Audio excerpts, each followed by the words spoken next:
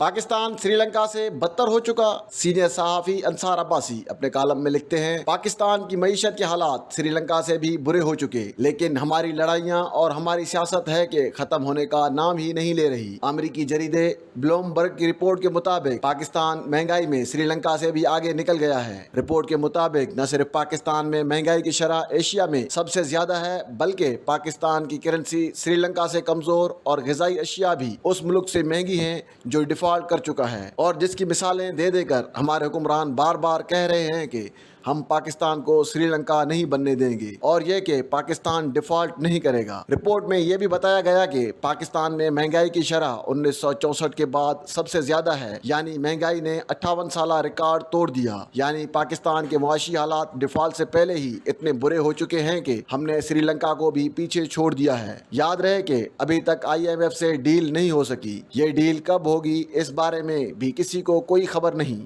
حکومت کئی بار کہہ چکی ہے کہ وہ IMF کی شرائط مکمل کر چکی، لیکن ڈیل پھر بھی نہیں ہو رہی اور نئی سے نئی شرائط سامنے آ رہی ہیں۔ اب تو یہ کہا جا رہا ہے کہ اگلے سال کی بجٹ کی تیاری پر IMF کی نظر ہے اور وہ چاہتا ہے کہ اگلا بجٹ اس کی شرائط کے مطابق ہو۔ گویا IMF ڈیل کے متعلق صورتحال اب بھی گو مگو کی ہے، اور اگر پاکستان خدا نخواستہ ڈیفالٹ کر جاتا ہے تو پھر اندازہ لگا لیں کہ ہمارے حالات کس قدر تشویشناک ہو سکتے ہیں۔ مہنگائی جو پہلے ہی بہت زیادہ بڑھ چکی ہے اور عوام کا حال بہت خراب ہو چکا، ڈیفالٹ کی صورتحال میں یہاں حالات کیسے ہو سکتے ہیں سوچ کر ہی بندہ خوفزدہ ہو جاتا ہے۔ PDM جو بڑے دعووں کے ساتھ عمران خان کی حکومت ختم کر کے اقتدار میں آئی تھی، وہ معیشت کو سنبھالنے میں مکمل ناکام ہو چکی اور مہنگائی تحریک انصاف کے دور سے بہت زیادہ بڑھ چکی۔ خیال تھا کہ سپریم کورٹ کی ہدایت پر حکومت اور تحریک انصاف کے بیچ شروع ہونے والے مذاکرات سے کچھ بہتر نتیجہ نکلے گا، لیکن افسوس ابھی تک ایسا نہیں ہو سکا۔ حکمران جلد الیکشن کرانے پر تیار نہیں تو تحریک انصاف ستمبر اکتوبر تک انتظار کرنے پر راضی نہیں۔ یہ سیاسی کشمکش دراصل اقتدار کی جنگ ہے، اور افسوس کا مقام یہ ہے کہ عوام اور پاکستان کے نام پر سیاست کرنے والوں کو معیشت کی کوئی فکر نہیں۔ ساری دنیا کہہ رہی ہے کہ معیشت پر سب مل کر میثاق کر لیں، اس پر سیاست سے باز رہیں، لیکن معیشت کے لیے یہ دونوں فریق کبھی اکٹھے نہیں بیٹھے ہیں تو الیکشن کی تاریخ کے لیے، یعنی ایک فریق اقتدار سے کسی بھی حالت میں